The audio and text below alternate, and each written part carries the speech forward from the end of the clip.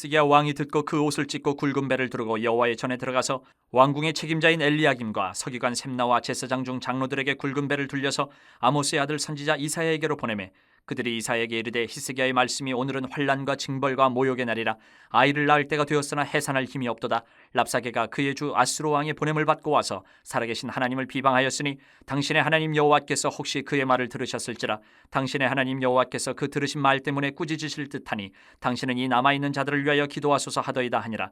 이와 같이 히스기야 왕의 신복이 이사야에게 나아가니 이사야가 그들에게 이르되 너희는 너희 주에게 이렇게 말하라. 여호와의 말씀이 너는 아수르 왕의 신복에게 들은 바 나를 모욕하는 말 때문에 두려워하지 말라. 내가 한 영을 그의 속에 두어 그로 소문을 듣고 그의 본국으로 돌아가게 하고 또 그의 본국에서 그에게 칼에 죽게 하리라 하셨느니라 하더라. 랍사게가 돌아가다가 아수르 왕이 이미 라기스에서 떠났다함을 듣고 림나로 가서 아수르 왕을 만났으니 왕이 거기서 림나와 싸우는 중이더라.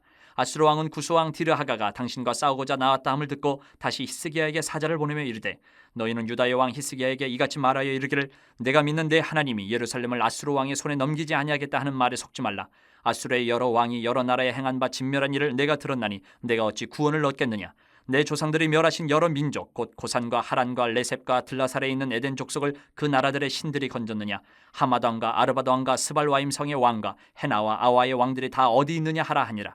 히스기야가 사자의 손에서 편지를 받아보고 여호와의 성전에 올라가서 히스기야가 그 편지를 여호와 앞에 펴놓고 그 앞에서 히스기야가 기도하여 이르되 그룹들 위에 계신 이스라엘의 하나님 여호와여 주는 천하 만국의 홀로 하나님이시라. 주께서 천지를 만드셨나이다. 여호와여 귀를 기울여 들으소서. 여호와여 눈을 떠서 보시옵소서. 사내립이 살아계신 하나님을 비방하러 보낸 말을 들으시옵소서. 여호와여 아수르 여러 왕이 과연 여러 민족과 그들의 땅을 황폐하게 하고 또 그들의 신들을 불에 던져 싸우니 이는 그들이 신이 아니요 사람의 손으로 만든 것 곧 나무와 돌뿐이므로 멸하였나이다. 우리 하나님 여호와여 원하건대 이제 우리를 그의 손에서 구원하옵소서. 그리하시면 천하 만국이 주 여호와가 홀로 하나님이신 줄 알리이다 하니라. 위기가 우리 가운데 오는 거 우리는 별로 좋아하지 않습니다. 위기가 유익이 될 것이 있을까? 그런데 또 이렇게 말하는 경우도 있어요. 위기가 곧 기회가 된다. 그러면은 모든 위기가 다 기회가 되느냐? 그렇지는 않아요. 위기가 닥쳤을 때 우리가 그 위기를 어떻게 대하느냐? 위기 앞에서는 우리의 태도에 따라서 기회가 될 수도 있고 그냥 위기가 돼서 우리를 힘들게 할 수도 있다. 성도 입장에서는 위기가 닥쳤을 때 삶의 위기가 신앙적인 위기가 닥쳤을 때 우리가 그 위기 앞에서 어떤 자세를 가지고 위기와 맞서느냐에 따라서 하나님의 도우심도 경험하고 우리의 믿음이 더 튼튼하게 세워지는 기회가 될 수도 있다. 오늘 본문에서 히스기야의 그 모습을 보면서 우리가 그런 방법들, 그 모습들을 확인하고 우리가 교훈을 받기를 바랍니다. 먼저 1절에서 4절을 보면 아수르 왕의 위협 앞에서 히스기야는 먼저 자신을 낮추고 기도의 무릎을 꿇습니다. 모든 신하와 함께 기도하기를 원해요. 그리고 함께 하나님 앞에 기도를 합니다. 혼자 기도한 게 아니에요. 기도 요청을 해요. 그리고 이사야 선지자에게까지 또 신하를 보내서 기도해달라고 또 기도 요청을 합니다.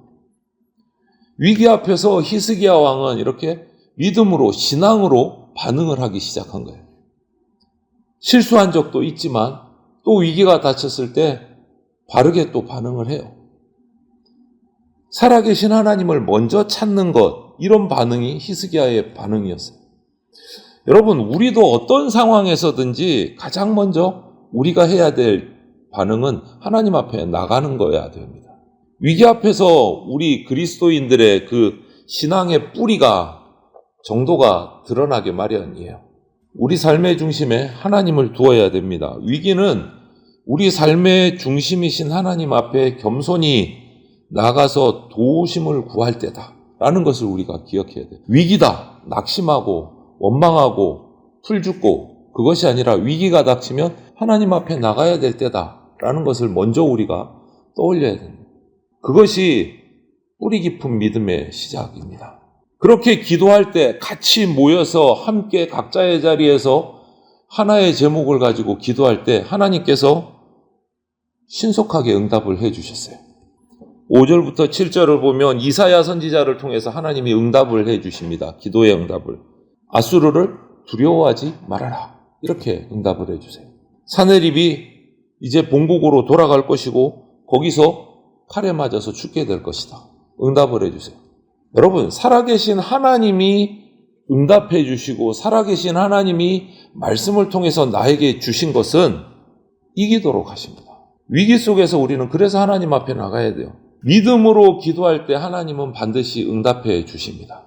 그래서 우리가 인생에 위기가 왔을 때는 어떻게 보면 기도하는 인생에 있어서 위기는 동트기 바로 직전에 어둠과도 같다라고 표현할 수 있어요. 하나님의 말씀, 응답의 말씀의 빛이 딱 떠오르기 시작하면 위기는 바로 물러간다.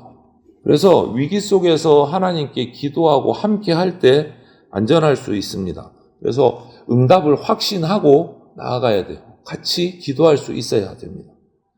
이런 확실한 믿음 앞에서 드디어 그 다음 말씀 8절부터 13절을 보면 하나님이 응답하신 대로 이루어지기 시작해요. 사내립은 여러 나라들을 자기들이 정복한 것을 믿고 교만해서 그들을 하나도 우리가 진 적이 없다.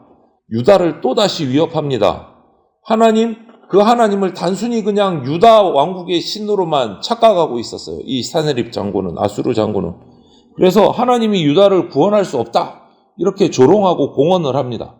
그런데 창조주 하나님 앞에서 이런 사내립의 위협은요, 그냥 막말이에요. 공허한 그냥 외침일 뿐이에요. 메아리예요, 메아리. 그 후에 자기에게 어떤 일이 일어날지 사내립은 그것도 몰라요.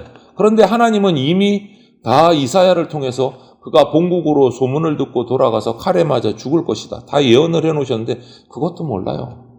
자신이 세상을 쥐락펴락 자기 마음대로 할 수 있겠다. 이거는 오로지 착각입니다. 착각. 인생이 우리가 살아가다 보면 우리 인생이 교만할 때가 있어요. 잘 풀리고 잘 되니까. 인생이 만만해 보이고 내가 열심히만 하면 안 될 게 없어. 이런 착각을 하기 쉽습니다. 그런데 우리는 인생의 주인이 아닙니다. 주인이라면 내 인생이 내 마음대로 돼야 되는데 내 인생이 내 마음대로 절대 안 됩니다. 하고 싶지만. 그 말은 내 인생의 주인이 내가 아니라는 반증이에요. 인생의 주인은 오직 한 분밖에 없으십니다. 하나님 아버지 한 분이세요. 그것을 우리가 인정해야 돼요. 모든 인생과 인생의 이 세상의 역사는 하나님의 작정하신 대로, 하나님이 말씀하신 대로 이루어져 왔습니다. 앞으로도 이루어져 갑니다. 그렇기 때문에 우리는 주인이 될 수가 없어요, 인생. 그것을 우리가 빨리 깨달아야 하나님 앞에 기도할 수 있는 겁니다. 그런데 사내립은 그걸 전혀 깨달지 못했어요. 자기가 쥐락펴락 유다의 운명도 내 손에 잡혀 있다. 허공의 메아리를 치는 거예요. 여러분, 세상이 쏟아내는 위협, 유혹에 흔들리지 말아야 합니다. 위기 앞에서 우리의 믿음이 흔들려서도 안 됩니다. 왜? 그들이 주인이 아니기 때문에. 우리 인생의 주인은 하나님이시기 때문에 우리는 그 주인 앞에 나가야 돼요.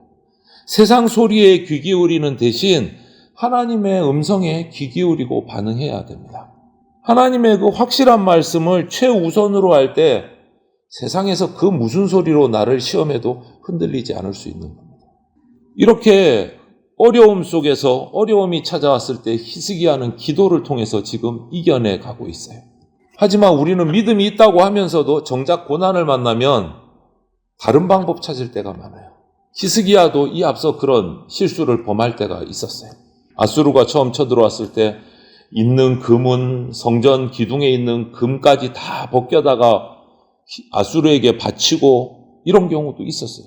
우리에게도 그런 경우가 있을 수 있어요. 다른 방법을 찾을 때가. 하지만 어려움은 하나님만이 해결해 주신다라는 것을 우리는 기억해야 합니다. 이번에도 아수르의 위협을 받았지만 이번에는 히스기야가 다른 모습을 보여요. 기도하기 시작합니다. 사람의 방법을 찾지 않고 하나님 앞에 나가요. 어떻게 기도합니까? 기도도 잘 봐야 돼요. 오늘 14절부터 19절을 보면 히스기야의 기도가 있는데 무작정 하나님 저 죽겠어요. 살려주세요. 우는 나라 구원해주세요. 그게 아니었어요. 그 기도의 내용을 꼼꼼히 살펴보십시오. 살려주세요. 구원해주세요. 무작정 저 잘되게 해주세요. 이런 기도가 아니에요. 믿음으로 하나님이 주권을 가지고 계십니다. 하나님이 이 땅의 창조주이십니다. 심판주이십니다. 하나님을 먼저 찬양해요. 하나님을 먼저 인정하고 고백해요. 기도의 내용을 잘 봐야 돼요. 무작정 해주세요가 아니에요. 살아계신 하나님을 찬양을 해요. 그리고 나서 그 하나님이 우리를 택해 주셨으니까 우리를 통해서 하나님 영광 받으십시오. 구원해 주십시오. 하나님을 찬양하는 것이 먼저예요. 하나님을 인정하는 것이. 하나님이 택하신 이 유다의 안전이 하나님의 영광과 명예와 연결되어 있다라는 것을 기도하는 거예요. 참 올바른 기도를 한 거예요. 제대로 된 기도를 한 거예요. 무작정 내 하고 싶은 대로 해주세요. 그런 어리석은 기도가 아니었다. 여러분, 어려울 때 우리가 하나님께 나가서 기도할 수 있다는 것은 엄청난 특권입니다. 우리 그리스도인들에게만 주어진 특권이에요. 이 특권을 잘 살리셔야 돼요. 기도할 마음이 있고 함께 기도해 줄 수 있는 동역자가 있다는 것은요, 저와 여러분들에게, 성도에게 엄청난 복입니다. 그래서 기도의 제목들을 나누고 함께 기도할 수 있어야 돼요. 환난과 문제가 다가올 때 주님께 한 걸음 더 나가는 믿음이 우리 가운데 있기를 바랍니다. 위기를 만날 때 믿음의 뿌리가 드러나요. 오늘 히스기야를 통해서 우리가 그런 모습을 봅니다. 위기 앞에서 하나님 앞에 의지하는 그 기도의 무릎을 꿇고 하나님이 응답해 주실 거다라는 확신을 갖는 사람은요, 세상의 어떤 위협에도 흔들리지 않습니다. 그리고 우리의 창조주 주인이신 하나님이 너 안전하게 해줄게, 평안하게 해줄게 약속을 해주셨다면, 그렇게 기도의 응답을 받았다면 지금 당장 이루어지지 않은 시점에서도 그것은 이미 이루어진 거나 다름이 없습니다. 하나님이 한번 약속하신 것은 반드시 이루시기 때문에. 하나님은 기도하는 자를 구원해 주셔서 하나님의 영광을 나타내시는 거예요. 그래서 오늘 우리에게도 히스기야에게 주신 그 응답을 해주십니다. 기도하면 두려워하지 말라. 이 응답을 우리에게도 똑같이 해주세요. 그 응답을 우리가 받았다면 우리는 두려워할 필요 없습니다. 그래서 오늘 하루도 우리가 하나님 앞에서 기도함으로 각자의 여러 가지 소원이 있을 텐데, 위기가 있을 텐데, 먼저 하나님 앞에 나가서 하나님에게 기도하면서 말씀과 기도로 승리하고 응답받는 그러한 저와 여러분들이 다 되시기를 주님의 이름으로 축원을 드립니다. 아멘.